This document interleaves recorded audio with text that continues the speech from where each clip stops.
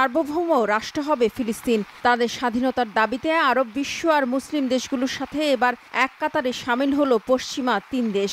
সোচ্চার হলো ফিলিস্তিনিদের উপর দীর্ঘদিনের মিত্র ইসরায়েলের বর্বর হত্যাযজ্ঞের বিরুদ্ধে। এই 3 দেশের সাথে ইউরোপের আরও দেশ যোগ দেওয়ার পরিকল্পনা করছে।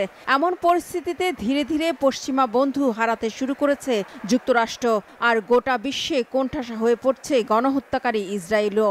কারা এই পশ্চিমা 3 দেশ? ফিলিস্তিনের পক্ষে যাদের সমর্থনে রীতিমতো উদ্বেগ আর উৎকণ্ঠায় পড়েছে যুক্তরাষ্ট্র ও ইসরায়েল।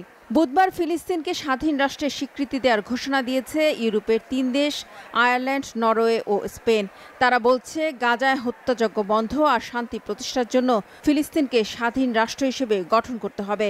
অসলোতে নরওয়ের প্রধানমন্ত্রী জোনাস গাহর স্টোর, মাদ্রিদে স্পেনের প্রধানমন্ত্রী পেড্রো সানচেস এবং ডাবলিনে আয়ারল্যান্ডের প্রধানমন্ত্রী সাইমন হ্যারিস 28 মের মধ্যে